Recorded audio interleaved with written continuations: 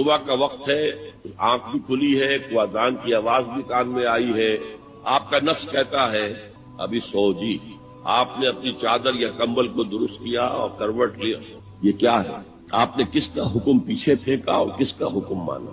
اللہ کے حکم کو پیچھے پھینک دیا، نفس کے حکم کو آگے رکھا۔ یہ شرک، اس شرک کو جاننے والے بہت کم ہیں۔ مولانا روم نے خوب کہا تھا، نفس ماں ہم کم ترس فرعون نیست لیکن ایراعون نیست، میرا نفس بھی فرعون سے کم نہیں ہے۔ فرعون نے کہا تھا نا علیہ سلی ملک مصر وہذہ الانہار تجری من تحتی، کیا اس ملک مصر کی حکومت میری نہیں ہے؟ اور سارا جو یہ آب پاشی کا نظام ہے، انہار کا نظام ہے، وہ میرے کنٹرول میں نہیں ہے؟ جس کا چاہوں موگا کھلا رکھوں، جس کا چاہوں بند کر دوں۔ یہ تھا خدائی کا دعویٰ، انا ربکم الاعلی۔ تو مولانا روم کہتے ہیں میرا نفس بھی اس سے کمتر نہیں ہے۔ وہ کہتا ہے یہ جسم میرا ہے، اس پر میرا حکم چلے گا، میں نہیں جانتا کون اللہ کون رسول، کیا حرام کیا حلال۔ تو فرعون سے کم تو نہیں ہے میرا نفس، لیکن ایراعون اس کی بہت مدد تھی، فوج تھی، لاؤ لشکر تھا، تو اس نے زبان سے بھی کہہ دیا کھل کر انا ربکم الاعلی۔ میں مسکین ہوں، غریب ہوں، میرے پاس کوئی طاقت نہیں ہے، میں زبان سے تو کچھ نہیں کہہ سکتا، اندر سے میرا نفس یہی کہتا۔ یہ نفس کی حکومت قرآن کہتا ہے، میں حیران ہوتا ہوں، دو جگہ یہ مضمون آیا ہے، ارأیت من اتخذ الہہ ہواہ افانت تکون علیہ وکیلا۔ اے نبی تم نے دیکھا اس شخص کو، اس کے حال پر غور کیا جس نے اپنی خواہش نفس کو اپنا الہ بنا لیا ہے۔ اللہ اکبر، الہ لا الہ الا اللہ، کلمہ توحید کا مرکزی لفظ یہاں آ رہا ہے، من اتخذ الہہ ہوا ہو، جس نے اپنی خواہش نفس کو اپنا معبود بنا لیا، الہ بنا لیا۔ افانت تکون علیہ وکیلا، کیا آپ ایسے شخص کی کوئی ذمہ داری لے سکتے ہیں؟ سود حرام ہوا کرے جی، حرام ورام، ہمارا دھندا جو ہے وہ آگے بڑھ نہیں سکتا۔ اللہ کے حکم کو پیچھے ڈالا، نفس کے تقاضے کو آگے رکھا۔ کون معبود ہے آپ؟ نام عبداللہ رکھیے، نام عبد الرحمان رکھیے، ہے عبد النفس، نفس کے بندے، نفس کے غلام۔ پوچھا گیا ایو الہجرت افضل ہو یا رسول اللہ، اے اللہ کے رسول بتائیے سب سے اعلیٰ ہجرت کون سی ہے، افضل؟ فرمایا ان تہجر ما کرہ ربک، ہر اس چیز کو چھوڑ دو جو تمہارے رب کو پسند نہیں۔ آج رات ہی سے آپ ہجرت شروع کر سکتے ہیں۔ جائزہ لیجئے کیا کیا چیزیں میری زندگی میں خلاف شریعت ہے، تو اللہ کو ناپسند ہے، فیصلہ کیجئے کہ آج کے بعد نہیں ہوگی، ہجرت شروع ہو گئی۔ افضل الہجرہ، سب سے افضل ہجرت شروع ہو گئی۔ المجاہد من جاہد نفسہ، جہاد تو یہاں سے شروع ہو گیا، اپنے نفس کے خلاف جہاد کرنا۔ صبح نفس نے کہا ابھی سو جاؤ، آپ نے نفس کی بات کو رکھ دیا، اپنا کمبل اٹھا کے پھینکا، اٹھے، وضو کیا، نماز کے لیے آپ مسجد چل دیے، آپ نے جہاد کیا نفس کے خلاف۔ یہ افضل الجہاد ہے۔ افرأیت من اتخذ الہہ ہواہ افانت تکون علیہ وکیلا، کیا تم نے غور کیا اس شخص کی حالت پر جس نے اپنی خواہش نفس کو اپنا معبود بنا لیا، الہ بنا لیا، کہہ رہا ہے لا الہ الا اللہ، لا الہ الا اللہ، لیکن الہ تو اس کا لفظ ہے۔ ظاہر بات ہے فرعون نے اگر دعویٰ کیا تھا میں تمہارا خدا ہوں، انا ربکم الاعلی، تو کیا اس کا مطلب یہ تھا کائنات میں نے پیدا کیے، تمہیں میں نے پیدا کیے؟ ذرا سوچیے، کیا وہ بزرگ موجود نہیں ہوں گے جنہوں نے اسے دیکھا ہو کہ آج اس کی ولادت ہوئی تھی، کل اس کی کوئی اور سیری بنی ہوئی تھی؟ یہ کیسے دعویٰ کیا تھا؟ میرا حکم چلے گا، میں نہیں جانتا، علیہ سلی ملک مصر کی حکومت میری ہے کہ نہیں؟ قرآن حکیم نے بھی سورہ آل عمران کے آخری رکوع میں ذکر کو سب سے پہلے اور سب سے اہم عامل کی حیثیت سے شمار کیا ہے۔ چنانچہ اس کی پہلی آیت جو ہے سورہ آل عمران کے آخری رکوع کی، اس میں تو وہی مضمون جو میں بیان کر چکا وہ آیا ہے، ان فی خلق السماوات والارض واختلاف اللیل والنہار لآیات لأولی الالباب، یقیناً آسمان اور زمین کی تخلیق میں اور دن اور رات کے الٹ پھیر میں نشانیاں ہیں ہوش مندوں کے۔ ان کے ذریعے سے انسانی شعور کے اندر وہ معرفت رب اجاگر ہوگی۔ وہ پہلا مرحلہ اس نے طے کر لیا، وہ ڈورمنٹ معرفت اب ایکٹیویٹ ہو گئی۔ اب مزید فکر کا مرحلہ ہے جو اگلی آیت میں آیا ہے، الذین یذکرون اللہ قیاما وقعودا وعلی جنوبہم ویتفکرون فی خلق السماوات والارض ربنا ما خلقت ھذا باطلا سبحانک فقنا عذاب النار۔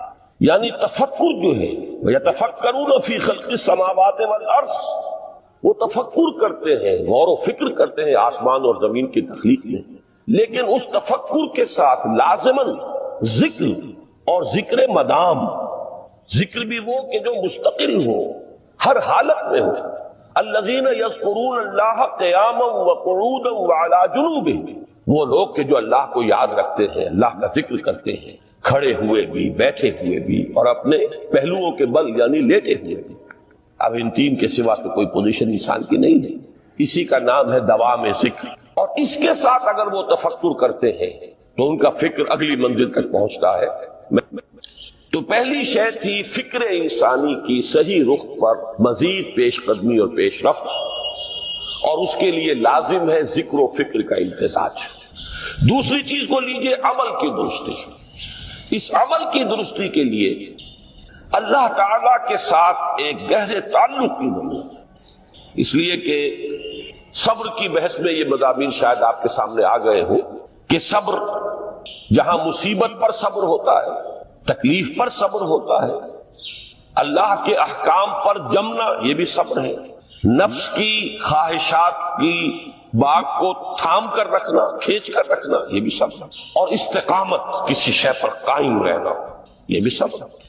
تو عمل صحیح پر استقامت کے لیے وَاصْبِرْ وَمَا صَبْرُكَ إِلَّا بِاللَّهِ، اس صبر کی سب سے اہم جو بنیاد ہے، اس کا جو سب سے بڑا ذریعہ ہے، اس کا جو سب سے بڑا سہارا ہے، وَمَا صَبْرُكَ إِلَّا بِاللَّهِ، اس کے لیے ضرورت ہے ایک گہرے تعلق کی کہ اللہ کے ساتھ ایک ایسا تعلق برقرار رہے جو نہ صرف گہرا ہو بلکہ دائم و قائم ہو، مسلسل. ذرا ظہول ہوگا تعلق مع اللہ میں، ذرا کمی آئے گی، شیطان کا وار کاری ہو جائے گا. اسی کو حضور نے حدیث میں یوں تعبیر کیا ہے تمثیلاً کہ جو دل اللہ کی یاد سے غافل ہے اس پر، فارسی کا وہ مقولہ بھی ہے کہ خانہ خالی را دیو میں گیرت، گھر خالی رہے تو جنات اس پر دیو جو ہے آ کر قبضہ جما لیتے ہیں. تو خانہ قلب جو ہے اگر یاد خدا بندی سے خالی ہو گیا تو شیطان ابلیس لعین اپنی تھوتنی ٹکا دیتا ہے. یہ لفظ آتا ہے سور کے منہ کے لیے تھوتنی، جس طرح اس کا نکلا ہوا سا منہ ہوتا ہے آگے، تو یہ لفظ استعمال کیا گیا کہ وہ اپنی تھوتنی انسان کے دل پر جما کر اور پھوکے مارنی شروع کر دیتا ہے. تو شیطان کو موقع ہی کب ملتا ہے جب انسان کے تعلق مع اللہ کے اندر کمی، وہ خانہ بالکل خالی ہو گیا ہو یا اتنا ضعیف ہو گیا ہو کہ کل عدم ہو جائے، گویا کہ نہیں. تیسری چیز کی طرف آئیے، روحانی ترقی. روحانی ترقی کے لیے میں ایک اصطلاح آپ کے سامنے لا رہا ہوں. اس سے مراد کیا ہے؟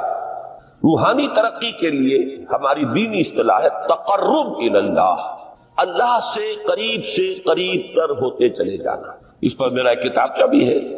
تقرب الی اللہ کے دو مدارج، دو درجے، جو در حقیقت ایک حدیث نبوی علیہ الصلوۃ والسلام ہی پر مبنی ہے کہ حضور نے ایک درجہ قرار دیا ہے تقرب بالفرائض، فرائض کے ذریعے سے انسان اللہ کا قرب حاصل کرے. ایک ہے تقرب بالنوافل، نوافل کے ذریعے سے اللہ کا قرب حاصل کرے. ان میں کیا نسبت و تناسب ہے، اہمیت کے اعتبار سے کون بڑھ کر ہے، بلندی کے اعتبار سے کون بڑھ کر ہے، یہ تمام مسائل میں نے اپنی اس تقریر میں بیان کیے تھے جو اس کتاب سے شائع ہوئی ہے.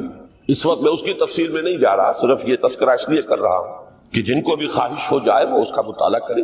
ہماری اس وقت کی گفتگو سے وہ کتاب کا اس جگہ پر منسلک ہوگا. تو تقرب الی اللہ، یہ تقرب کوئی فزیکل فینومینن نہیں ہے، جسمانی یا مادی مسئلہ نہیں ہے. اللہ سے قرب یہ نہیں ہے کہ کوئی کروڑوں میل کا فاصلہ ہے، اب ہمیں کوئی رسی پر چڑھنا ہے اوپر بڑی محنت اور مشقت سے. فصل تو ہے ہی نہیں، فاصلہ ہے ہی نہیں، بعد ہے ہی نہیں. نحن اقرب الیہ من حبل الورید، ہم تو انسان سے اس کی شہرگ سے بھی زیادہ قریب ہیں. ہوا معکم اینما کنتم، وہ تو تمہارے ساتھ ہی ہوتا ہے جہاں کہیں بھی تم ہو. بس صرف یہ کہ تمہاری توجہ نہیں ہوتی، تم اور چیزوں میں مشغول و مصروف رہتے ہو، تم ہماری طرف دھیان ہی نہیں دیتے، تم ہماری طرف متوجہ ہی نہیں ہوتے. ہم تو مائل بے کرم ہے، کوئی سائل ہی نہیں، راہ دکھلائیں کسے رہنم منزل ہی نہیں. انسان جب متوجہ ہو جاتا ہے اور بڑھتا ہے، آگے پیش قدمی کرتا ہے روحانی اعتبار سے، تو یہ ہے در حقیقت تقرب الی اللہ، اور اسی کو ہم کہیں گے روحانی ترقی. اب ان تین چیزوں کو اگر آپ نے ذہن میں جما لیا، پھر میری بات کی ترکیب اس کو ذہن میں قائم کیجئے. ہم چلے کہاں سے کہ دین کے ساتھ اصل مناسبت فلسفے کی نہیں، حکمت کی. نمبر 2، حکمت قرآنی کا پہلا اور اہم ترین اور بنیادی مسئلہ معرفت رب کا حصول، اس کا نتیجہ شکر خدا، اس کا ذریعہ آیات آفاقی، آیات انفسی، اور سب سے بڑھ کر آیات قرآنیہ جو الذکر ہے، جو تذکرہ ہے، جو ذکرہ ہے۔ لیکن اس پہلے مرحلے کو اگر کوئی انسان بفضل ہی تعالی، اللہ کے فضل و کرم سے طے کر لے، اب اس کے سامنے 3 مسئلے ہیں۔ فکر کی مزید پیش رفت، مزید پیش قدمی صحیح رخ پر، اس کے لیے ذکر اور فکر دونوں کا امتزاج لازمی۔ فقہ قرآن اختلاط ذکر و فکر، الذین یذکرون اللہ قیاما وقعودا وعلی جنوبہم ویتفکرون فی خلق السماوات۔ دوسری شے عمل کا درست رہنا، نہ افراط و تفریط ہو، عدم توازن ہو، نہ انسان نفس سے مغلوب ہو جائے، نہ انسان جذبات کی رو میں اندھا ہو جائے، نہ انسان ماحول سے مرعوب ہو کر متاثر ہو، صحیح رخ پر اس کا عمل۔ نمبر 3، روحانی ترقی، جو اصل حاصل ہے، جو اصل مقصود ہے۔ نمبر 2 چیز کے لیے تعلق مع اللہ ضروری، نمبر 3 کے لیے تقرب الی اللہ۔ اب غور کیجئے، ان تینوں چیزوں کا بڑا گہرا تعلق ہے نماز کے ساتھ، ان تینوں کے لیے ستون کی حیثیت نماز کو۔ لہذا ایمان کے بعد یا معرفت رب کے بعد حکمت دین کا اہم ترین مسئلہ نماز، صلاۃ، اس لیے کہ ایک طرف یہ انسان کو اللہ کے ساتھ ایک گہرے تعلق کا ذریعہ فراہم کرتی، اپنے تمام مصروفیات میں سے، ان مشغولیتوں میں جن میں گم ہونے کا خدشہ ہوتا ہے، نکلو۔ 24 گھنٹے کے معمولات میں سے کم 5 مرتبہ تو لازماً نکلو، اور اپنے آپ کو ذرا، اپنے حواس کو بھی، اپنی باطنی کیفیات کو بھی ذرا تازہ کرو۔ اگر کوئی گندگی، نجاست، کسی طرح کی ناپاکی کا کوئی معاملہ ہے، طہارت حاصل کرو۔ طہارت سے تمہارے اندر روح کو بھی بالیدگی ہوگی، تمہارے حواس بھی تازہ ہوں گے، تم گویا کہ بحیثیت کل تمہاری ہستی چاق و چوبند ہو جائے گی۔ وہ کسل، وہ سستیاں، وہ جو ایک کثافتیں ہوتی ہیں، ان سب سے نجات حاصل کرو، اور اب اپنے رب کے حضور میں کھڑے ہو جاؤ، اس کے ساتھ اپنا عہد بھی تازہ کرو، اس کی اہم صفات کو بھی اپنے ذہن میں پھر مستحضر کرو۔ یہی وجہ ہے، دیکھیے میں نے جو آیات آپ کو شروع میں سنائی تھی، سورہ لقمان کی 2 آیتیں، پہلی آیت میں اس کا ترجمہ کر چکا، دوسری آیت وَلَقَدْ وَإِذْ قَالَ لُقْمَانُ لِابْنِهِ وَهُوَ يَعِظُهُ يَا بُنَيَّ لَا تُشْرِكْ بِاللَّهِ إِنَّ الشِّرْكَ لَظُلْمٌ عَظِيمٌ۔ اس کے بعد درمیان میں کچھ مضمون آ کر پھر وہ آیہ مبارکہ آئی، یا بنی اقم الصلاۃ وامر بالمعروف وانہی عن المنکر واصبر علی ما اصابک۔ گویا کہ اہم ترین چیز، بنیادی ترین چیز، اللہ کو محض پہچان لینا کافی نہیں ہے، یاد رکھنا ضروری ہے۔ اللہ یاد رہے گا تو فکر صحیح آگے بڑھے، اللہ یاد رہے گا اور اس کے ساتھ ایک گہرا تعلق جو ہے برقرار رہے گا تو عمل درست رہے گا۔ بالکل یہی بات سورہ طٰہٰ میں جو پہلی وحی حضرت موسیٰ علیہ السلام پر ہوئی، اور پہلا مخاطبہ ہے، چونکہ حضرت موسیٰ کو یہ انبیاء کرام کے مقدس گروہ میں ایک امتیازی حیثیت حاصل ہے کہ ان سے براہ راست گفتگو ہوئی ہے، اگرچہ صرف ایک پردہ تھا، اوٹ من ورائے حجاب گفتگو ہوئی ہے، لیکن یہ کہ کوئی فرشتے کا درمیانی جو ہے وہ لنک نہیں تھا، براہ راست اللہ تعالیٰ نے حضرت موسیٰ علیہ السلام سے کلام فرمایا۔ کلم اللہ موسیٰ تکلیما، موسیٰ سے تو اللہ نے کلام فرمایا جیسے کہ کلام کیا جاتا ہے۔ تو پہلا مخاطبہ ہے، یہ پہلا مکالمہ ہے، پہلی وحی کہیے، اسی میں یہ الفاظ بھی موجود ہیں، اننی انا اللہ لا الہ الا انا فاعبدنی واقم الصلاۃ لذکری۔ یہ گویا کہ حکمت قرآنی کا ایک بہت بڑا خزانہ ہے یہ آیت مبارکہ، کہ خود حضرت موسیٰ علیہ السلام کو جو ہدایت دی جا رہی ہے، میں ہوں، میں اللہ، اننی انا اللہ لا الہ الا انا، میرے سوا کوئی معبود نہیں، فاعبدنی، بس میری بندگی، میری عبادت، میری پرستش، میری محبت، اس کو اختیار کرو۔ وَأَقِمِ الصَّلَاةَ لِذِكْرِي، اور نماز کو قائم رکھو میری یاد کے لیے۔ بلکہ اسی سلسلہ کلام میں آگے چل کر سورہ طٰہٰ میں آتا ہے، کافی گفت و شنید کے بعد جب حضرت موسیٰ نے کچھ معذرت بھی کی، کچھ دعائیں بھی کی، اللہ نے ایک دعا قبول بھی کی کہ ان کے بھائی کو بھی شریک کر دیا، حضرت ہارون کو بھی۔ اس کے بعد پھر جب فرمایا کہ اب جاؤ فرعون کی طرف، تو اس میں فرمایا وَلَا تَنِيَا فِي ذِكْرِي، اور دیکھنا یہ جو عظیم مشن تمہارے کندھے پر آ گیا ہے، بڑا بھاری اور کٹھن ایک فرض ہے جو تم پر عائد ہو گیا ہے، اس کے لیے سب سے بڑی تمہارے پاس جو قوت کا ذریعہ ہے وہ نماز ہے۔ اقیم فَلَا تَنِيَا عَن ذِكْرِي، میری یاد میں کبھی غفلت نہ کرنا، اس میں کبھی کوئی کمی نہ آنے دینا۔ جیسا کہ میں نے عرض کیا تھا کہ جیسے ہی وہ تعلق جو ہے کمزور پڑتا ہے یا منقطع ہو جائے معاذ اللہ، تو پھر انسان گویا کہ شیطان کے لیے ایک لقمہ تر بن جاتا ہے۔ اب آپ غور کیجئے، تیسری شے تقرب الی اللہ، اس کے حوالے سے بھی جو فرائض اور نوافل کی بات ہے اس کو اس وقت ذہن سے نکال کر یہ سمجھیے کہ اس میں نماز کا کیا مقام ہے، اس لیے کہ نماز فرض بھی ہے، نماز نفل بھی ہے، وہ تو دونوں میں شریک ہو جائے۔ اب اس کو لفظ صلاۃ کے حوالے سے آپ ان دونوں چیزوں کو سمجھیں۔ صاد لام واو یا یہ چونکہ حروف علت ایک دوسرے سے بدلتے رہتے ہیں، یہ جو مادہ ہے اس کی جو خالص لغوی اصل ہے، جو خالص عربی زبان میں اس کا بنیادی مفہوم ہے، وہ آگ جلانا یا آگ تاپنا یا آگ سینکنا، حرارت حاصل۔ لہذا بار بار آتا ہے جہنم کے ذکر میں اسلوہا، اب جلو اس میں، تاپو اس کو، یہ سینکے گی تمہیں۔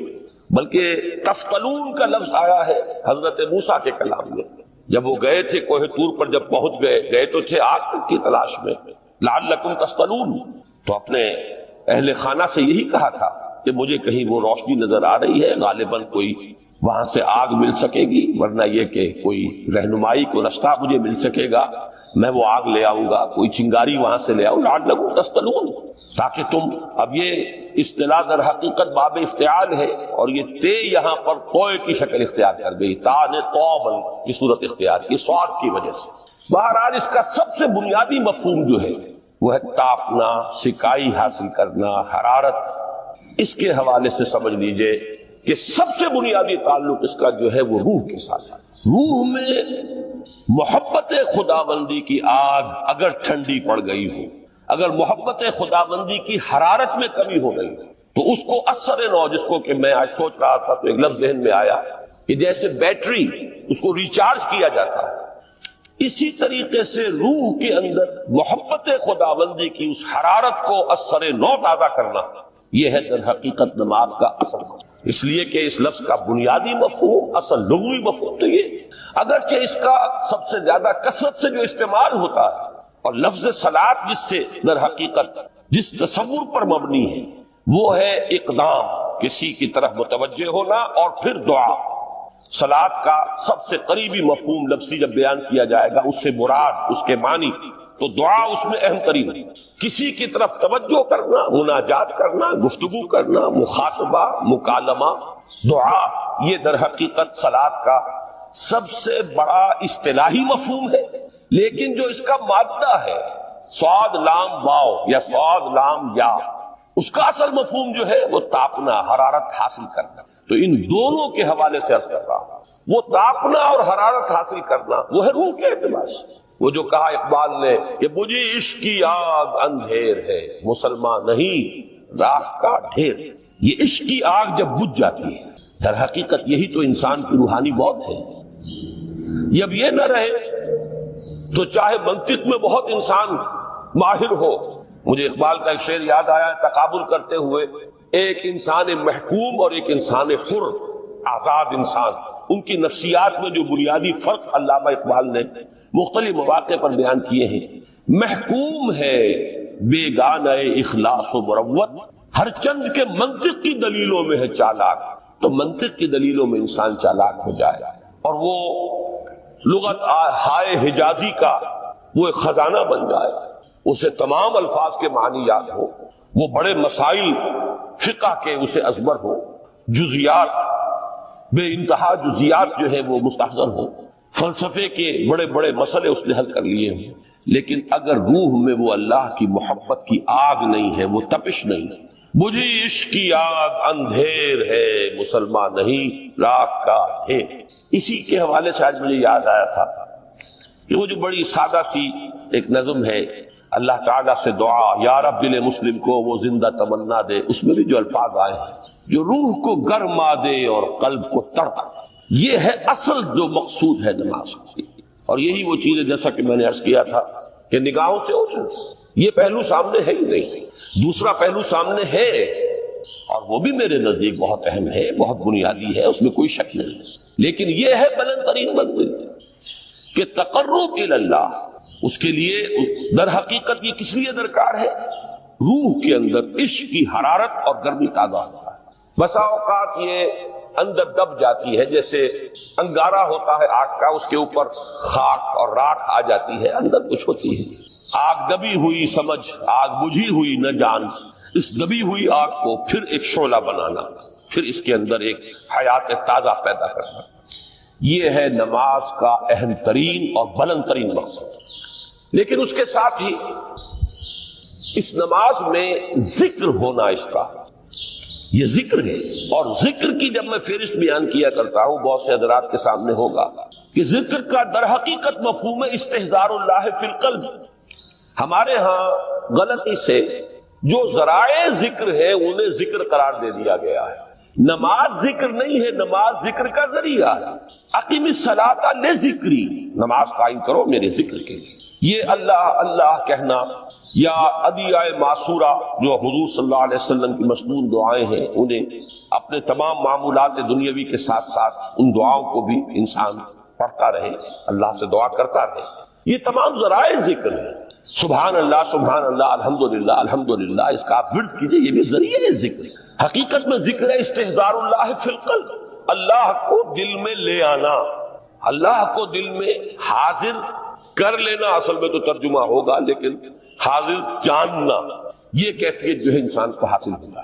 اب اس کے حوالے سے ذرا بات سمجھیے کہ ایک تو میں عرض کر چکا ہوں مجسم ذکر تو قرآن ہے، لہذا ذکر کی فہرست جب آپ کریں گے ذرائع ذکر تو ان میں سب سے پہلے قرآن ہے، اس لیے کہ وہ ہماری حکمت کے پہلے مسئلے کو حل کر رہا ہے، بنیادی مسئلہ، اہم ترین مسئلہ۔ دوسرے نمبر پر ذکر جو ہے، اب اس کے لیے کچھ اصطلاحات جو میرے مختلف دروس میں شاید آپ کے سامنے بعد میں آئیں یا پہلی آ چکی ہوں، ان کے حوالے سے میری بات سمجھ۔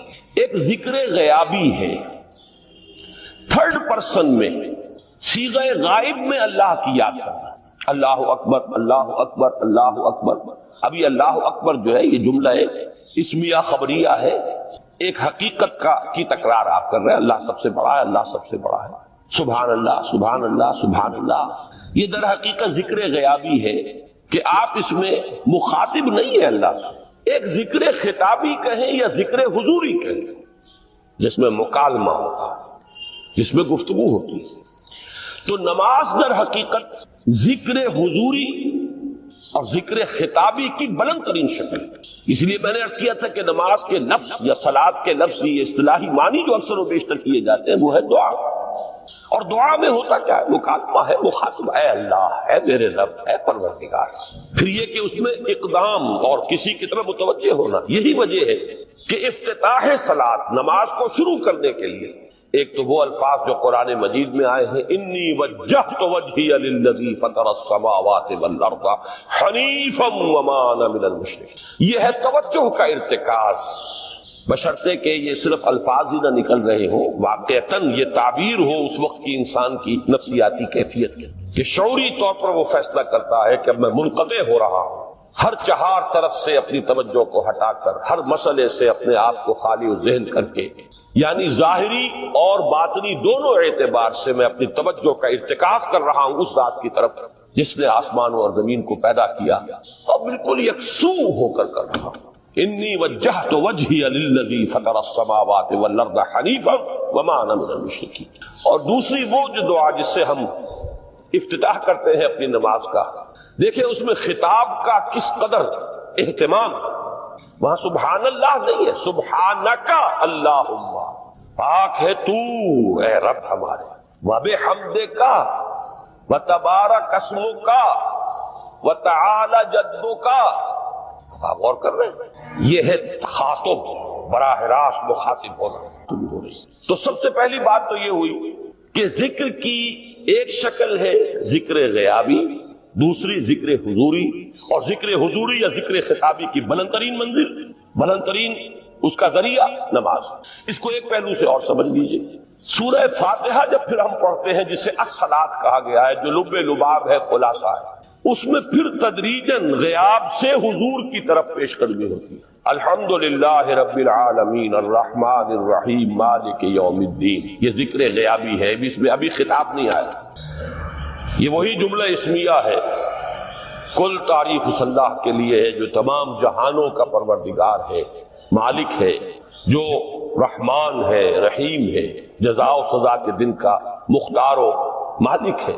اب یہ غیاب سے حضور کی طرف، ایاک نعبد و ایاک نستعین اہدنا الصراط المستقیم، یہ ہے وہ۔ اب پہلے ایک معاہدہ ہے، ایک اقرار ہے، اعتراف ہے، وعدہ ہے، اور پھر دعا ہے، استدعاء ہے کہ حضور نے فرمایا، یقول اللہ تعالی، اللہ یہ فرماتا ہے، اسی لیے اس کو حدیث قدسی کہیں گے، قسمت الصلاۃ بینی و بین عبدی نصفین، میں نے نماز کو اپنے اور اپنے بندے کے مابین آدھا آدھا تقسیم کر دیا۔ اب یہاں تک تو جملہ ہے اللہ کا، یہ ہے حدیث قدسی۔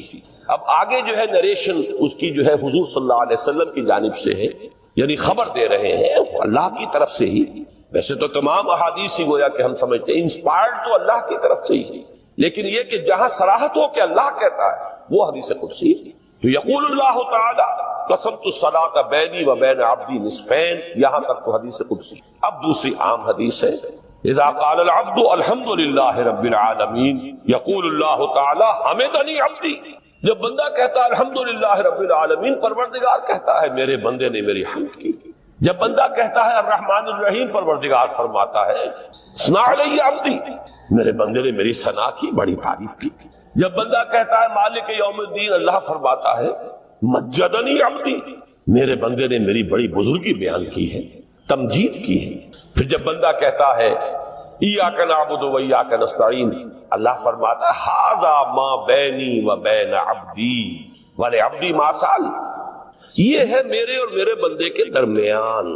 یہ تو معاہدہ ہے نا، معاہدے میں تو دو فریق جکڑے جاتے ہیں، بند جاتے ہیں، یہ میرے اور میرے بندے کے درمیان ہے، اور میرے بندے نے جو طلب کیا میں نے دیا، اس لیے کہ اس میں طلب بھی تو ہے، ایاک نستعین، تیری مدد چاہتے ہیں، یہ طلب ہے۔ اسی کی شرح ہے جو اب آخری 3 آیتیں ہیں، پروردگار ہم تیری مدد چاہتے ہیں، پروردگار ہم تیری ہی بندگی کرتے ہیں اور کریں گے، اور تیری ہی مدد چاہتے ہیں، چاہیں گے۔ اگر حال میں اس کا ترجمہ کریں گے زمانہ حال کے اعتبار سے، اس لیے کہ فعل مضارع میں تو دونوں موجود ہیں، شامل ہیں، تو یہ ایک اعتراف ہے، اظہار حال ہے۔ اللہ کرے کہ وہ واقعتاً صحیح اظہار حال ہو، ہم واقعی اللہ کی بندگی کرتے ہوئے یہ کہیں کہ ایاک نعبد، ورنہ اگر ہماری اصل صورتحال سے وہ مطابقت نہ رکھتا ہو تو پھر تو ایک طرح کا جھوٹ ہو جائے گا، غلط بیانی ہو جائے گا۔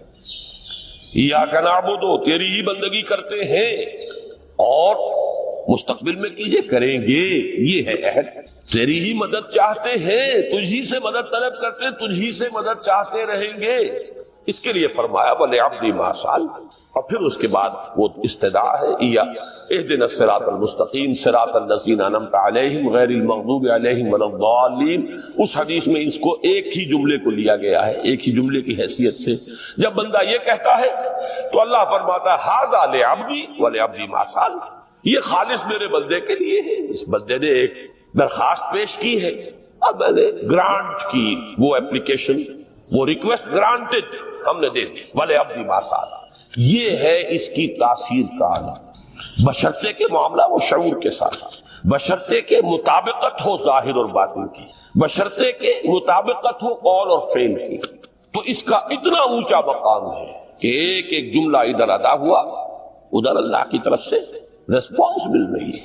افلاک سے آتا ہے نالوں کا جواب آخر، اٹھتے ہیں حجاب آخر، کرتے ہیں خطاب آخر۔ شجرۃ طیبۃ اصلھا ثابت وفرعھا فی السماء، تو فکر انسانی کے لیے وہ اصل ثابت، جمی ہوئی جڑ جو ہے وہ تو ہے معرفت رب، لیکن اب یہ فکر ترقی کرے گی، یہ نشو و نما پائے گی، یہ آگے بڑھے گی، اس کی شاخیں یہ آسمانوں سے بات کریں گی، آسمانوں کی بلندیوں کو چھوئیں گی۔ تو سب سے پہلا مسئلہ ہے فکر صحیح کی مزید پیش رفت، پیش قدمی۔ دوسرا مسئلہ انسان کا بہت بنیادی، عمل کی درستی، صحیح عمل۔ انسان اپنے نفس امارہ سے مغلوب ہو کر یا جذبات کی رو میں بہہ کر یا ماحول کے اثرات سے مرعوب ہو کر وہ کسی غلط رخ پر نہ پڑ جائے، تو اس کے عمل کو درست رکھنے کے لیے کوئی اسے سہارا درکار ہے۔ اور تیسری ضرورت اس کی، یہ میرے نزدیک اس دور میں سب سے زیادہ نگاہوں سے اوجھل ہو چکی ہے، یہاں تک کہ ہمارے بہت سے دینی حلقے بھی، خاص طور پر جو ریلیجس ایکٹیوسٹ شمار ہوتے ہیں، جو دین کی احیائی جد و جہد میں مصروف نظر آتے ہیں، تجدید دین، احیاء دین، غلبہ دین، اقامت دین، ان کی بھی ایک بہت بڑی محرومی ہے کہ وہ ایک تیسرے گوشے کو تقریباً نظر انداز کر رہے ہیں، اور وہ ہے روحانی ترقی۔ اس لیے کہ انسان کی اصل عظمت کی بنیاد تو وہ روح ہے جو اس میں پھونکی گئی، وَنَفَخْتُ فِيهِ مِن رُوحِي، جس کا تعلق ذات باری تعالیٰ کے ساتھ ہے۔ کم سے کم یہ تو ہر شخص مانے گا، کوئی بڑے سے بڑا ریشنلسٹ اور روحانیت کا منکر شخص وہ بھی یہ تو ماننے پر مجبور ہے کہ اللہ تعالیٰ نے اس کی جو نسبت اپنی طرف فرمائی ہے روحی، اس میں در حقیقت انسانی روح کی عظمت اور اس کی شرافت، اس کی بلندی اور اس کی بزرگی کی طرف اشارہ ہے۔ بہرحال اس کی ترقی، فکر صحیح کی ترقی۔ نمبر 2، عمل کی درستی، اس میں افراط و تفریط نہ ہو، اس میں انسان نفس امارہ سے مغلوب ہو کر یا جذبات کی رو میں بہہ کر یا ماحول کے اثرات سے متاثر ہو کر کوئی غلط اور غیر متوازن راستہ اختیار نہ کر لے۔ اور نمبر 3، روحانی ترقی۔ اب ان میں سے پہلی چیز کو لیجئے، فکر صحیح کے مزید ارتقاء اور اس کی مزید پیش قدمی کے لیے قرآن حکیم نے بھی سورہ آل عمران کے آخری رکوع میں ذکر کو سب سے پہلے اور سب سے اہم عامل کی حیثیت سے شمار کیا۔ چنانچہ اس کی پہلی آیت جو ہے سورہ آل عمران کے آخری رکوع کی، اس میں تو وہی مضمون جو میں بیان کر چکا وہ آیا ہے، ان فی خلق السماوات والارض واختلاف اللیل والنہار لآیات لأولی الالباب، یقیناً آسمانوں اور زمین کی تخلیق میں اور دن اور رات کے الٹ پھیر میں نشانیاں ہیں ہوش مندوں کے۔ ان کے ذریعے سے انسانی شعور کے اندر وہ معرفت رب اجاگر ہوگی۔ وہ پہلا مرحلہ اب اس نے طے کر لیا، وہ ڈورمنٹ معرفت اب ایکٹیویٹ ہو گئی۔ اب مزید فکر کا مرحلہ ہے جو اگلی آیت میں آیا ہے، الذین یذکرون اللہ قیاما وقعودا وعلی جنوبہم ویتفکرون فی خلق السماوات والارض ربنا ما خلقت ھذا باطلا سبحانک فقنا عذاب النار۔ یعنی تفکر جو ہے، ویتفکرون فی خلق السماوات والارض، وہ تفکر کرتے ہیں، غور و فکر کرتے ہیں آسمان اور زمین کی تخلیق میں، لیکن اس تفکر کے ساتھ لازماً ذکر اور ذکر مدام، ذکر بھی وہ کہ جو مستقل ہو، ہر حالت میں ہو۔ الذین یذکرون اللہ قیاما وقعودا وعلی جنوبہم، وہ لوگ کہ جو اللہ کو یاد رکھتے ہیں، اللہ کا ذکر کرتے ہیں، کھڑے ہوئے بھی، بیٹھے ہوئے بھی، اور اپنے پہلوؤں کے بل یعنی لیٹے ہوئے بھی۔ اب ان تین کے سوا تو کوئی پوزیشن انسان کی نہیں ہے، اسی کا نام ہے دوام ذکر۔ اور اس کے ساتھ اگر وہ تفکر کرتے ہیں تو ان کا فکر اگلی منزل تک پہنچتا ہے۔ میں اس پر زیادہ بحث اس وقت نہیں کروں گا، اس وقت میں نے چونکہ وہ 3 باتیں بیان کی تھی، میں درجہ بدرجہ چاہتا ہوں کہ آگے بڑھوں اور ایک حد سے زیادہ کسی بھی مسئلے میں تجاوز نہ کروں۔ یہ جو بات سورہ آل عمران کی آخری رکوع کی اس دوسری آیت میں آئی ہے، اسی کو مولانا روم نے بیان کیا ہے بہت ہی سادہ لیکن بڑے پرمغز شعر میں، این قدر گفتیم باقی فکر کن، فکر اگر جامد بود رو ذکر کن۔ اس قدر تو ہم نے تمہیں بتا دیا، سمجھا دیا، یہ بات تو آ گئی تمہارے عقل میں، اب جاؤ خود غور کرو، مزید آگے پیش قدمی کرو۔ این قدر گفتیم باقی فکر کن، فکر اگر جامد بود رو ذکر کن۔ فکر میں جمود آ جائے، فکر سست پڑ جائے تو جاؤ پھر ذکر کرو۔ تو یہ ذکر اور فکر گویا کہ گاڑی کے 2 پہیے ہیں کہ جن سے فکر انسانی صحیح رخ پر آگے بڑھے۔ اگر یہ ذکر ساتھ نہیں رہے گا تو فکر انسانی کج ہو جائے، تاثریا میرا دیوار کج، پھر وہ فکر جو ہے وہ بلندی کو کتنے ہی پہنچ جائے لیکن وہ ٹیڑھی بلندی ہوگی، وہ صراط مستقیم پر پیش قدمی کرنے والا فکر نہیں ہوگا۔ اسی کو علامہ اقبال نے اپنے 2 اشعار میں کیونکہ انہوں نے مولانا روم کو اپنا پیر بھی تسلیم کیا ہے، مرشد رومی. تو یہ فکر جو ہے، یہ خیال جو مولانا روم نے پیش کیا، اسی کو علامہ اقبال نے 2 اشعار میں میں سمجھتا ہوں کہ مزید شکوہ کے ساتھ، مزید خوبصورت اور حسین انداز میں پیش کیا ہے.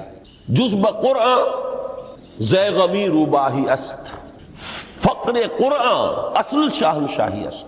قرآن کے بغیر اگر کوئی شعر بھی ہو تو وہ بھی اصل میں لومڑی ہے، اس کی کوئی حقیقت نہیں ہے. اس لیے کہ اصل شاہنشاہی جو ہے وہ تو فقر قرآن ہے.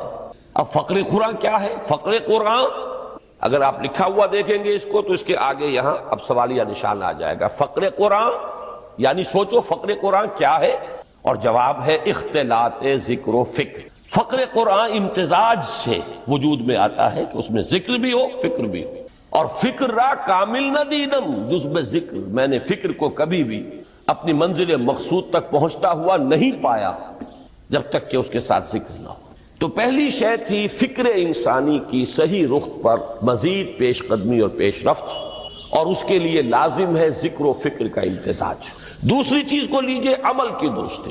اس عمل کی درستی کے لیے اللہ تعالیٰ کے ساتھ ایک گہرے تعلق کی ضرورت ہے. اس لیے کہ صبر کی بحث میں یہ مضامین شاید آپ کے سامنے آ گئے ہوں کہ صبر جہاں مصیبت پر صبر ہوتا ہے، تکلیف پر صبر ہوتا ہے، اللہ کے احکام پر جمنا یہ بھی صبر ہے، نفس کی خواہشات کی باغ کو تھام کر رکھنا، کھینچ کر رکھنا یہ بھی صبر ہے، اور استقامت کسی شے پر قائم رہنا یہ بھی صبر ہے. تو عمل صحیح پر استقامت کے لیے وَاصْبِرْ وَمَا صَبْرُكَ إِلَّا بِاللَّهِ، اس صبر کی سب سے اہم جو بنیاد ہے، اس کا جو سب سے بڑا ذریعہ ہے، اس کا جو سب سے بڑا سہارا ہے، وَمَا صَبْرُكَ إِلَّا بِاللَّهِ، اس کے لیے ضرورت ہے ایک گہرے تعلق کی کہ اللہ کے ساتھ ایک ایسا تعلق برقرار رہے جو نہ صرف گہرا ہو بلکہ دائم و قائم مسلسل. ذرا ذہول ہوگا تعلق مع اللہ میں، ذرا کمی آئے گی، شیطان کا وار کاری ہو جائے گا. اسی کو حضور نے حدیث میں یوں تعبیر کیا ہے تمثیلاً کہ جو دل اللہ کی یاد سے غافل ہے اس پر، فارسی کا وہ مقولہ بھی ہے کہ خانہ خالی را دیو می گیرت، گھر خالی رہے تو جنات اس پر دیو جو ہے آ کر قبضہ جما لیتے ہیں. تو خانہ قلب جو ہے اگر یاد خدا بندی سے خالی ہو گیا تو شیطان ابلیس لعین اپنی تھوتنی ٹکا دیتا ہے. یہ لفظ آتا ہے سور کے منہ کے لیے تھوتنی، جس طرح اس کا نکلا ہوا سا منہ ہوتا ہے آگے، تو یہ لفظ استعمال کیا گیا کہ وہ اپنی تھوتنی انسان کے دل پر جما کر اور پھوکے مارنی شروع کر دیتا ہے. تو شیطان کو موقع ہی تب ملتا ہے جب انسان کے تعلق مع اللہ کے اندر کمی ہو، وہ خانہ بالکل خالی ہو گیا ہو یا اتنا ضعیف ہو گیا ہو کہ کل عدم ہو جائے، گویا کہ نہیں. تیسری چیز کی طرف آئیے، روحانی ترقی. روحانی ترقی کے لیے میں ایک اصطلاح کے سامنے لا رہا ہوں. اس سے مراد کیا ہے؟ روحانی ترقی کے لیے ہماری دینی اصطلاح ہے تقرب الی اللہ، اللہ سے قریب تر ہوتے چلے جانا. اس پر میرا ایک کتابچہ بھی ہے، تقرب الی اللہ کے 2 مدارج، 2 درجے، جو در حقیقت ایک حدیث نبوی علیہ الصلوۃ والسلام ہی پر مبنی ہے کہ حضور نے ایک درجہ قرار دیا ہے تقرب بالفرائض، فرائض کے ذریعے سے انسان اللہ کا قرب حاصل کرے. ایک ہے تقرب بالنوافل، نوافل کے ذریعے سے اللہ کا قرب حاصل کرے. ان میں کیا نسبت و تناسب ہے، اہمیت کے اعتبار سے کون بڑھ کر ہے، بلندی کے اعتبار سے کون بڑھ کر ہے، یہ تمام مسائل میں نے اپنی اس تقریر میں بیان کیے تھے جو اس کتابچے میں شائع ہوئی ہے. اس وقت میں اس کی تفصیل میں نہیں جا رہا، صرف یہ تذکرہ اس لیے کر رہا ہوں کہ جن کو بھی خواہش ہو جائے وہ اس کا مطالعہ کرے. ہماری اس وقت کی گفتگو سے وہ کتابچہ اس جگہ پر منسلک ہوگا. تو تقرب الی اللہ، یہ تقرب کوئی فزیکل فینومینن نہیں ہے، جسمانی یا مادی مسئلہ نہیں ہے. اللہ سے قرب یہ نہیں ہے کہ کوئی کروڑوں میل کا فاصلہ ہے، اب ہمیں کوئی رسی پر چڑھنا ہے اوپر بڑی محنت اور مشقت سے. فصل تو ہے ہی نہیں، فاصلہ ہے ہی نہیں، بعد ہے ہی نہیں. نحن اقرب الیہ من حبل الورید، ہم تو انسان سے اس کی شہرگ سے بھی زیادہ قریب. ہوا معکم اینما کنتم، وہ تو تمہارے ساتھ ہی ہوتا ہے جہاں کہیں بھی تم ہو، بس صرف یہ کہ تمہاری توجہ نہیں ہوتی، تم اور چیزوں میں مشغول و مصروف رہتے ہو، تم ہماری طرف دھیان ہی نہیں دیتے، تم ہماری طرف متوجہ ہی نہیں ہوتے. ہم تو مائل بے کرم ہے کوئی سائل ہی نہیں، راہ دکھلائیں کسے رہنو منزل ہی نہیں۔ انسان جب متوجہ ہو جاتا ہے اور بڑھتا ہے، آگے پیش قدمی کرتا ہے روحانی اعتبار سے، تو یہ ہے در حقیقت تقرب اللہ، اور اسی کو ہم کہیں گے روحانی ترقی۔ اب ان تین چیزوں کو اگر آپ نے ذہن میں جما لیا، پھر میری بات کی ترتیب اس کو ذہن میں قائم کیجئے۔ ہم چلے کہاں سے؟ کہ دین کے ساتھ اصل مناسبت فلسفے کی نہیں، حکمت کی۔ نمبر 2، حکمت قرآنی کا پہلا اور اہم ترین اور بنیادی مسئلہ معرفت رب کا حصول ہے۔ اس کا نتیجہ شکر خدا بندی، اس کا ذریعہ آیات آفاقی، آیات انفسی، اور سب سے بڑھ کر آیات قرآنیہ ہے، جو الذکر ہے، جو تذکرہ ہے، جو ذکرہ ہے۔ لیکن اس پہلے مرحلے کو اگر کوئی انسان بفضل ہی تعالی، اللہ کے فضل و کرم سے طے کر لے، اب اس کے سامنے تین مسئلے، فکر کی مزید پیش رفت، مزید پیش قدمی صحیح رخ پر، اس کے لیے ذکر اور فکر دونوں کا امتزاج لازمی۔ فقر قرآن اختلاط ذکر و فکر۔ الذین یذکرون اللہ قیاما وقعودا وعلی جنوبہم ویتفکرون فی خلق السماوات۔ دوسری شے عمل کا درست رہنا، نہ افراط و تفریط ہو، عدم توازن ہو، نہ انسان نفس سے مغلوب ہو جائے، نہ انسان جذبات کی رو میں اندھا ہو جائے، نہ انسان ماحول سے مرعوب ہو کر متاثر ہو، صحیح رخ پر اس کا عمل۔ نمبر 3، روحانی ترقی، جو اصل حاصل ہے، جو اصل مقصود ہے۔ نمبر 2 چیز کے لیے تعلق مع اللہ ضروری، نمبر 3 کے لیے تقرب الی اللہ۔ اب غور کیجئے، ان تینوں چیزوں کا بڑا گہرا تعلق ہے نماز کے ساتھ، ان تینوں کے لیے ستون کی حیثیت نماز کو۔ لہذا ایمان کے بعد یا معرفت رب کے بعد حکمت دین کا اہم ترین مسئلہ نماز، صلاۃ۔ اس لیے کہ ایک طرف یہ انسان کو اللہ کے ساتھ ایک گہرے تعلق کا ذریعہ فراہم کرتا، اپنے تمام مصروفیات میں سے، ان مشغولیتوں میں جن میں گم ہونے کا خدشہ ہوتا ہے، نکلو۔ 24 گھنٹے کے معمولات میں سے کم 5 مرتبہ تو لازماً نکلو، اور اپنے آپ کو ذرا، اپنے حواس کو بھی، اپنی باطنی کیفیات کو بھی ذرا تازہ کرو۔ اگر کوئی گندگی، نجاست، کسی طرح کی ناپاکی کا کوئی معاملہ ہے، طہارت حاصل کرو۔ طہارت سے تمہارے اندر روح کو بھی بالیدگی ہوگی، تمہارے حواس بھی تازہ ہوں گے، تم گویا کہ بحیثیت کل تمہاری ہستی چاق و چوبند ہو جائے۔ وہ کسل، وہ سستیاں، وہ جو ایک کثافتیں ہوتی ہیں، ان سب سے نجات حاصل کرو، اور اب اپنے رب کے حضور میں کھڑے ہو جاؤ، اس کے ساتھ اپنا عہد بھی تازہ کرو، اس کی اہم صفات کو بھی اپنے ذہن میں پھر مستحضر کرو۔ یہی وجہ ہے، دیکھیے میں نے جو آیات آپ کو شروع میں سنائی تھی، سورہ لقمان کی 2 آیتیں، پہلی آیت میں اس کا ترجمہ کر چکا، دوسری آیت وَلَقَدْ وَإِذْ قَالَ لُقْمَانُ لِابْنِهِ وَهُوَ يَعِظُهُ يَا بُنَيَّ لَا تُشْرِكْ بِاللَّهِ إِنَّ الشِّرْكَ لَظُلْمٌ عَظِيمٌ۔ اس کے بعد درمیان میں کچھ مضمون آ کر پھر وہ آیہ مبارکہ آئی، یا بنی اقم الصلاۃ وامر بالمعروف وانہی عن المنکر واصبر علی ما اصابک۔ گویا کہ اہم ترین چیز، بنیادی ترین چیز، اللہ کو محض پہچان لینا کافی نہیں ہے، یاد رکھنا ضروری ہے۔ اللہ یاد رہے گا تو فکر صحیح آگے بڑھے گا، اللہ یاد رہے گا اور اس کے ساتھ ایک گہرا تعلق جو ہے برقرار رہے گا تو عمل درست رہے گا۔ بالکل یہی بات سورہ طٰہٰ میں جو پہلی وحی حضرت موسیٰ علیہ السلام پر ہوئی، اور پہلا مخاطبہ ہے، چونکہ حضرت موسیٰ کو یہ انبیاء کرام کے مقدس گروہ میں ایک امتیازی حیثیت حاصل ہے کہ ان سے براہ راست گفتگو ہوئی ہے، اگرچہ صرف ایک پردہ تھا، اوٹ من ورائے حجاب گفتگو ہوئی ہے، لیکن یہ کہ کوئی فرشتے کا درمیانی جو ہے وہ لنک نہیں تھا، براہ راست اللہ تعالیٰ نے حضرت موسیٰ علیہ السلام سے کلام فرمایا۔ کلم اللہ موسیٰ تکلیما، موسیٰ سے تو اللہ نے کلام فرمایا جیسے کہ کلام کیا جاتا ہے۔ تو پہلا مخاطبہ ہے، یہ پہلا مکالمہ ہے، پہلی وحی کہیے، اسی میں یہ الفاظ بھی موجود ہیں، اننی انا اللہ لا الہ الا انا فاعبدنی واقم الصلاۃ لذکری۔ یہ گویا کہ حکمت قرآنی کا ایک بہت بڑا خزانہ ہے یہ آیت مبارکہ، کہ خود حضرت موسیٰ علیہ السلام کو جو ہدایت دی جا رہی ہے، میں ہوں، میں اللہ،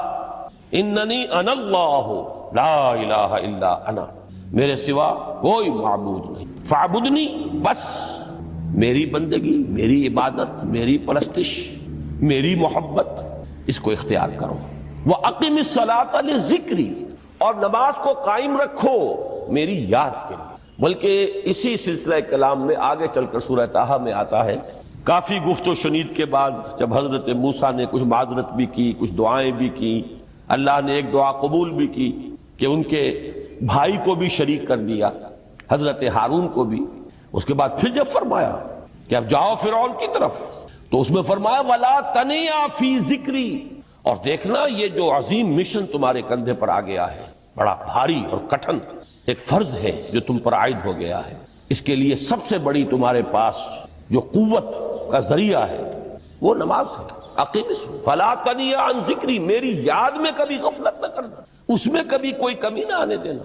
جیسا کہ میں نے عرض کیا تھا کہ جیسے ہی وہ تعلق جو ہے کمزور پڑتا ہے یا منقطع ہو جائے معاذ اللہ، تو پھر انسان گویا کہ شیطان کے لیے ایک لقمہ تر بن جاتا۔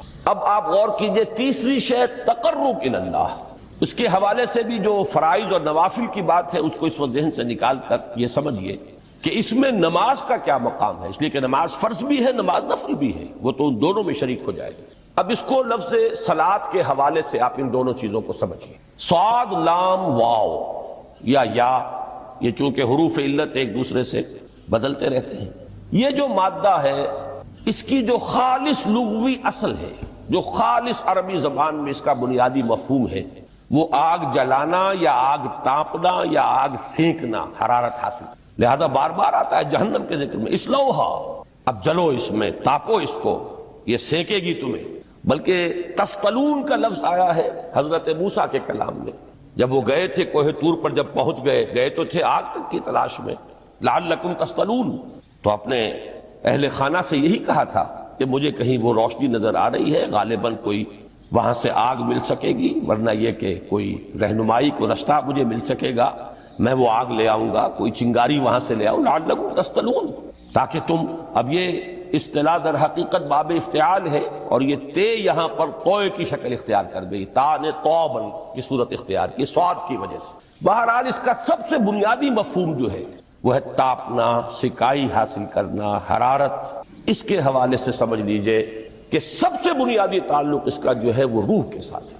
روح میں محبت خداوندی کی آگ اگر ٹھنڈی پڑ گئی ہو، اگر محبت خداوندی کی حرارت میں کمی ہو رہی ہو، تو اس کو اثر نو، جس کو کہ میں آج سوچ رہا تھا تو ایک لفظ ذہن میں آیا کہ جیسے بیٹری اس کو ریچارج کیا جاتا ہے، اسی طریقے سے روح کے اندر محبت خداوندی کی اس حرارت کو اثر نو تازہ کرنا، یہ ہے در حقیقت نماز کا اصل مقصد۔ اس لیے کہ اس لفظ کا بنیادی مفہوم، اصل لغوی مفہوم تو یہ ہے، اگرچہ اس کا سب سے زیادہ کثرت سے جو استعمال ہوتا ہے، اور لفظ صلاۃ جس سے در حقیقت جس تصور پر مبنی ہے وہ ہے اقدام، کسی کی طرف متوجہ ہونا، اور پھر دعا۔ صلاۃ کا سب سے قریبی مفہوم لفظی جب بیان کیا جائے گا، اس سے مراد، اس کے معنی، تو دعا اس میں اہم ترین ہے۔ کسی کی طرف توجہ کرنا، مناجات کرنا، گفتگو کرنا، مخاطبہ، مکالمہ، دعا، یہ در حقیقت صلاۃ کا سب سے بڑا اصطلاحی مفہوم ہے۔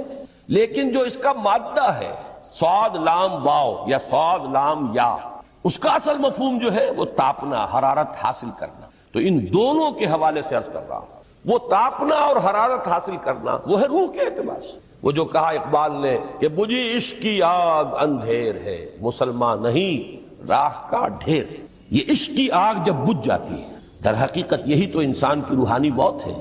جب یہ نہ رہے تو چاہے منطق میں بہت انسان ماہر ہو، مجھے اقبال کا ایک شعر یاد آیا ہے تقابل کرتے ہوئے، ایک انسان محکوم اور ایک انسان حر، آزاد انسان، ان کی نفسیات میں جو بنیادی فرق علامہ اقبال نے مختلف مواقع پر بیان کیے ہیں۔ محکوم ہے بیگانہ اخلاص و مروت، ہر چند کے منطق کی دلیلوں میں ہے چالاک۔ تو منطق کی دلیلوں میں انسان چالاک ہو جائے اور وہ لغت ہائے حجازی کا وہ ایک خزانہ بن جائے، اسے تمام الفاظ کے معنی یاد ہو، وہ بڑے مسائل فقہ کے اسے ازبر ہو، جزیات، بے انتہا جزیات جو ہے وہ مستحضر ہو، فلسفے کے بڑے بڑے مسئلے اس نے حل کر لیے ہوں، لیکن اگر روح میں وہ اللہ کی محبت کی آگ نہیں ہے، وہ تپش نہیں، بجھی عشق کی آگ اندھیر ہے، مسلمان نہیں راہ کا ڈھیر۔ اسی کے حوالے سے آج مجھے یاد آیا تھا کہ وہ جو بڑی سادہ سی ایک نظم ہے، اللہ تعالیٰ سے دعا یا رب دل مسلم کو وہ زندہ تمنا دے، اس میں بھی جو الفاظ آئے ہیں جو روح کو گرما دے اور قلب کو تڑپا دے، یہ ہے اصل جو مقصود ہے نماز کا۔ اور یہی وہ چیز ہے جیسا کہ میں نے عرض کیا تھا کہ نگاہوں سے اوجھل، یہ پہلو سامنے ہے ہی نہیں، دوسرا پہلو سامنے ہے اور وہ بھی میرے نزدیک بہت اہم ہے، بہت بنیادی ہے، اس میں کوئی شک نہیں، لیکن یہ ہے بلند ترین منزل کہ تقرب الی اللہ۔ اس کے لیے در حقیقت یہ کس لیے درکار ہے؟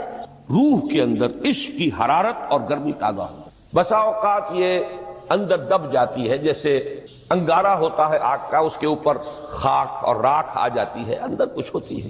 آگ دبی ہوئی سمجھ، آگ بجھی ہوئی نہ جان، اس دبی ہوئی آگ کو پھر ایک شعلہ بنانا، پھر اس کے اندر ایک حیات تازہ پیدا کرنا، یہ ہے نماز کا اہم ترین اور بلند ترین مقصد۔ لیکن اس کے ساتھ ہی اس نماز میں ذکر ہونا، اس کا یہ ذکر ہے، اور ذکر کی جب میں فہرست بیان کیا کرتا ہوں بہت سے حضرات کے سامنے ہوگا کہ ذکر کا در حقیقت مفہوم ہے استحضار اللہ فی القلب۔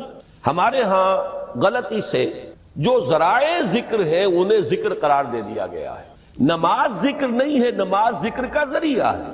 اقیم الصلاۃ لذکری، نماز قائم کرو میرے ذکر کے لیے۔ یہ اللہ اللہ کہنا یا ادعیائے معصورہ جو حضور صلی اللہ علیہ وسلم کی مسنون دعائیں ہیں، انہیں اپنے تمام معمولات دنیاوی کے ساتھ ساتھ ان دعاؤں کو بھی انسان پڑھتا رہے، اللہ سے دعا کرتا رہے، یہ تمام ذرائع ذکر ہیں۔ سبحان اللہ الحمدللہ الحمدللہ، اس کا آپ ورد کیجئے، یہ بھی ذریعہ ذکر ہے۔ حقیقت میں ذکر ہے استحضار اللہ فی القلب، اللہ کو دل میں لے آنا، اللہ کو دل میں حاضر کر لینا، اصل میں تو ترجمہ ہوگا لیکن حاضر جاننا، یہ کیفیت جو ہے انسان کو حاصل ہو جائے۔ اب اس کے حوالے سے ذرا بات سمجھیے کہ ایک تو میں عرض کر چکا ہوں مجسم ذکر تو قرآن ہے، لہذا ذکر کی فہرست جب آپ کریں گے ذرائع ذکر تو ان میں سب سے پہلے قرآن آئے گا، اس لیے کہ وہ ہماری حکمت کے پہلے مسئلے کو حل کر رہا ہے، بنیادی مسئلہ، اہم ترین مسئلہ۔ دوسرے نمبر پر ذکر جو ہے، اب اس کے لیے کچھ اصطلاحات جو میرے مختلف دروس میں شاید آپ کے سامنے بعد میں آئیں یا پہلی آ چکی ہوں، ان کے حوالے سے میری بات سمجھیے۔ ایک ذکر غیابی ہے، تھرڈ پرسن میں، صیغہ غائب میں اللہ کی یاد کرنا، اللہ اکبر اللہ اکبر اللہ اکبر۔ ابھی اللہ اکبر جو ہے یہ جملہ اسمیہ خبریہ ہے، ایک حقیقت کی تکرار آپ کر رہے ہیں، اللہ سب سے بڑا ہے، اللہ سب سے بڑا ہے، سبحان اللہ سبحان اللہ سبحان اللہ۔ یہ در حقیقت ذکر غیابی ہے کہ آپ اس میں مخاطب نہیں ہے اللہ سے، ایک ذکر خطابی کہیں یا ذکر حضوری کہیں جس میں مکالمہ ہوتا، جس میں گفتگو ہوتی۔ تو نماز در حقیقت ذکر حضوری اور ذکر خطابی کی بلند ترین شکل ہے۔ اس لیے میں نے عرض کیا تھا کہ نماز کے لفظ یا صلاۃ کے لفظ، یہ اصطلاحی معنی جو اکثر و بیشتر کیے جاتے ہیں وہ ہے دعا، اور دعا میں ہوتا کیا ہے؟ مکالمہ ہے، مخاطب، اے اللہ، اے میرے رب، اے پروردگار۔ پھر یہ کہ اس میں اقدام اور کسی کی طرف متوجہ ہونا، یہی وجہ ہے کہ افتتاح صلاۃ، نماز کو شروع کرنے کے لیے ایک تو وہ الفاظ جو قرآن مجید میں آئے ہیں، انی وجہت وجہی للذی فطر السماوات والارض حنیفا وما انا من المشرکین، یہ ہے توجہ کا ارتکاز، بشرطے کہ یہ صرف الفاظ ہی نہ نکل رہے ہوں، واقعتاً یہ تعبیر ہو اس وقت کی انسان کی نفسیاتی کیفیت کے، کہ شعوری طور پر وہ فیصلہ کرتا ہے کہ اب میں منقطع ہو رہا ہوں، ہر چہار طرف سے اپنی توجہ کو ہٹا کر، ہر مسئلے سے اپنے آپ کو خالی و ذہن کر کے، یعنی ظاہری اور باطنی دونوں اعتبار سے میں اپنی توجہ کا ارتکاز کر رہا ہوں اس ذات کی طرف جس نے آسمانوں اور زمین کو پیدا کیا، اور بالکل یکسو ہو کر رہا ہوں۔ انی وجہت وجہی للذی فطر السماوات والارض حنیفا وما انا من المشرکین۔ اور دوسری وہ جو دعا جس سے ہم افتتاح کرتے ہیں اپنی نماز کا، دیکھیں اس میں خطاب کا کس قدر اہتمام، وہاں سبحان اللہ نہیں ہے، سبحانک اللہم، پاک ہے تو اے رب ہمارے، وبحمدک وتبارک اسمک وتعالی جدک۔ آپ غور کر رہے ہیں، یہ ہے تخاطب، براہ راست مخاطب ہونا۔ یہ گویا کہ لب لباب میں آپ کے سامنے عرض کر رہا ہوں علامہ اقبال کے خطبے کا، دی میننگ آف پریئر ان اسلام۔ خطبات جو ہیں ان کے مشہور، ان میں غالباً یہ تیسرا یا چوتھا لیکچر ہے کہ اس میں تصور یہ دیا گیا ہے کہ دو ہی انائیں ہیں، ایک انائے کبیر اننی انا اللہ لا الہ الا انا، یہ وہ انائے کبیر ہے، انائے مطلق ہے، میں، بہت بڑی میں، جس کو کہ علامہ اقبال نے کہا دی بگ آئی ایم۔ یہ بگ آئی ایم جو ہے وہ سورہ طٰہٰ کی اس آیت میں، اور میرے علم کی حد تک کوئی اور مقام نہیں ہے جس میں اس قدر جلال ہو۔ اللہ نے اس طور سے اپنی انانیت کبریٰ اور انانیت مطلقہ کا اظہار اس بلند آہنگ کے ساتھ کیا ہو، اننی انا اللہ لا الہ الا انا۔ وہ انائے کبیر اور یہ انائے صغیر، یہ انائے محدود، یہ چھوٹی سی ایک انا ہے، میں، یہ میں ہوں۔ آپ جب کہتے ہیں میں، بڑی محدود سی ایک انا، دی فائنائٹ ایگو، انائے محدود اور انفائنائٹ ایگو۔ اور صلاۃ اصل میں کیا ہے؟ اس چھوٹی انا کا بڑی انا کے سامنے آ کر، روبرو ہو کر، وہ جو کبھی ٹیلی ویژن کا ایک پروگرام ہوا کرتا تھا، روبرو ہو کر خطاب۔ ایک ہے وہ صیغہ غائب میں تکرار، سبحان اللہ، وہ بھی بہت اہم ہے، اس کا اپنی جگہ پر فائدہ ہے، لیکن ہر شے کے درجے ہیں۔ اگر حفظ مراتب نہ کنی زندگی، اگر آپ ان کے درجوں کا علیحدہ علیحدہ لحاظ نہیں کریں گے تو غلط رخ پر پڑ جائیں گے۔ تو یہ جو دو ذکر خطابی یا ذکر حضوری، نماز اصل میں اس کی بلند ترین، یہی وجہ ہے کہ سبحانک اللہم وبحمدک وتبارک اسمک وتعالی جدک ولا الہ غیرک۔ اس کا کی جس قدر تکرار یہاں پر ہے، آپ نے غور کیا، اس میں خطاب ہے۔ یا پھر یہ کہ یہ کا کی اس طرح کی تکرار آپ کو دعائے قنوت میں ملے گی، اللہم انا نستعینک ونستغفرک ونؤمن بک ونتوکل علیک ونثنی علیک الخیر ونشکرک ولا نکفرک۔ اب یہ جو ہے یہ در حقیقت خطاب کا اندازہ ہے کہ براہ راست گفتگو ہو۔ تو سب سے پہلی بات تو یہ ہوئی کہ ذکر کی ایک شکل ہے ذکر غیابی، دوسری ذکر حضوری، اور ذکر حضوری یا ذکر خطابی کی بلند ترین منزل، بلند ترین اس کا ذریعہ نماز۔ اس کو ایک پہلو سے اور سمجھ لیجئے، سورہ فاتحہ جب پھر ہم پڑھتے ہیں، جسے الصلاۃ کہا گیا ہے، جو لب لباب ہے، خلاصہ ہے، اس میں پھر تدریجاً غیاب سے حضور کی طرف پیش قدمی ہوتی ہے۔ الحمدللہ رب العالمین الرحمن الرحیم مالک یوم الدین، یہ ذکر غیابی ہے، اس میں ابھی خطاب نہیں آیا۔ یہ وہی جملہ اسمیہ ہے، کل تعریف اس اللہ کے لیے ہے جو تمام جہانوں کا پروردگار ہے، مالک ہے، جو رحمان ہے، رحیم ہے، جزا و سزا کے دن کا مختار و مالک ہے۔ اب یہ غیاب سے حضور کی طرف، ایاک نعبد و ایاک نستعین اہدنا الصراط المستقیم، یہ ہے وہ۔ اب پہلے ایک معاہدہ ہے، ایک اقرار ہے، اعتراف ہے، وعدہ ہے، اور پھر دعا ہے، استدعا ہے۔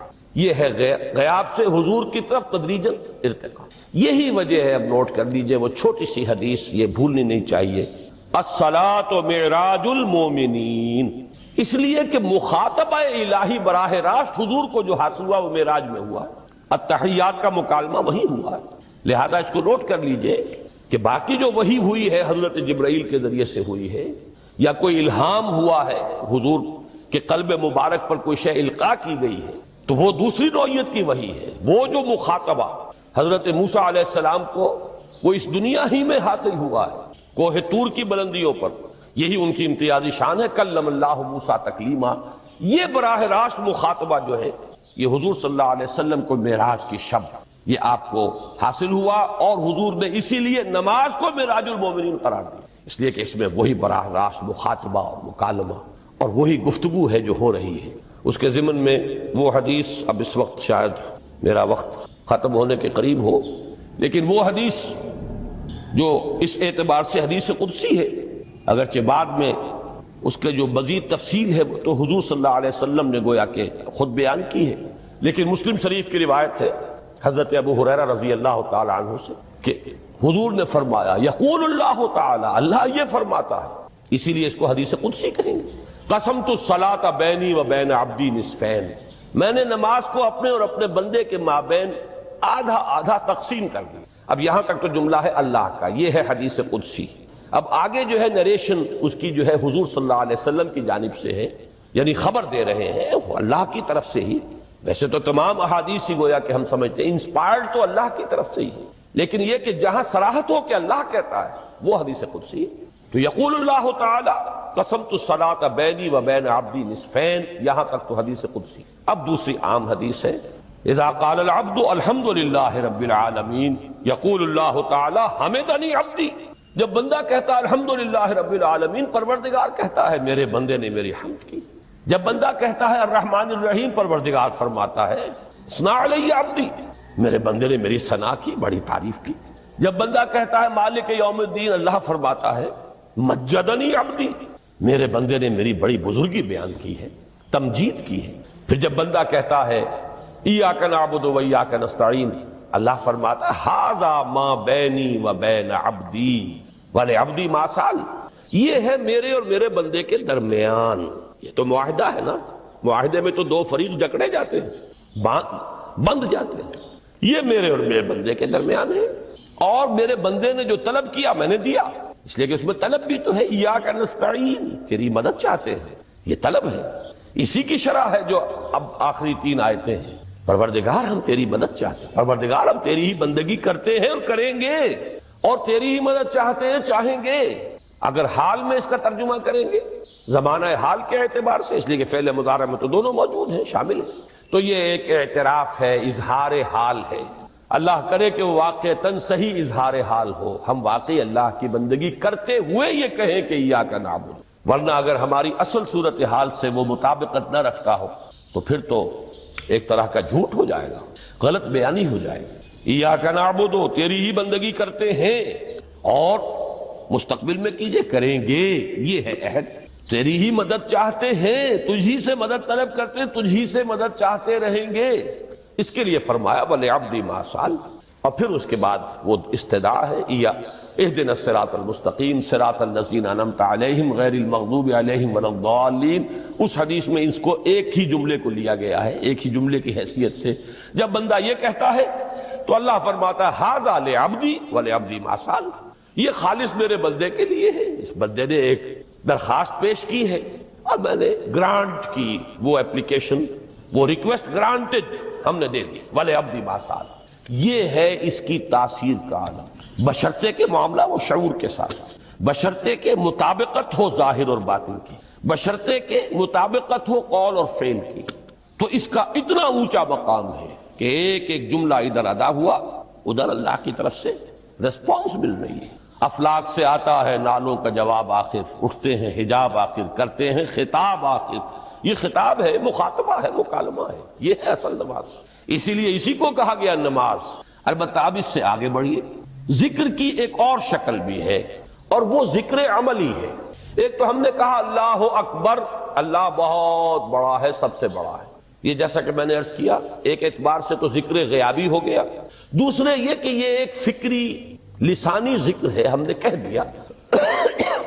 ایک ہے اسی کے ساتھ ایک عملی ڈیمانسٹریشن، جب یہ کہتا ہوا انسان سیدھا سجدے میں گرتا ہے تو در حقیقت یہ اس اللہ اکبر کی تعمیل ہو۔ لہذا نماز میں جہاں ذکر غیابی بھی ہے، سورہ فاتحہ کی پہلی 3 آیات، جہاں الذکر کا حصہ بھی ہے، کچھ نہ کچھ قرآن آپ پڑھیں گے اس میں، پھر یہ کہ ذکر حضوری اور ذکر خطابی بھی ہے کہ آپ نے اللہ سے عہد و پیمان کیا، قول و قرار کیا، استدعا کی، اس کے ساتھ ہی ذکر عملی بھی ہے کہ جھکنا، اللہ کی تعظیم، تعظیم میں انسان جھکتا ہے۔ آپ اپنے کسی بزرگ سے جب ملاقات کرتے ہیں تو جھک کر سلام کرتے ہیں، تھوڑا سا جھکنا، زیادہ جھکنے کی تو اجازت نہیں ہے، لیکن یہ کہ تھوڑا سا خم آتا ہے، یہ بھی طبیعت کی بات ہے۔ میں سمجھتا ہوں فطرت میں جیسے شکر ہے ویسے ہی اس قدر تعظیم تو فطرت انسانی میں موجود ہے۔ آپ استاد کے سامنے آئیں گے تھوڑا سا خم کھائیں گے، آپ اپنے کسی بڑے بزرگ رشتہ دار کس سے ملیں گے تو تھوڑا سا خم لا محالہ ہو جائے۔ یہ در حقیقت اس آپ کے فکر کی ایک عملی تعبیر، اس کا عملی مظہر ہے کہ آپ نے اس ہستی کی تعظیم کی ہے، اس کی عظمت کا اقرار اور اعتراف کیا ہے۔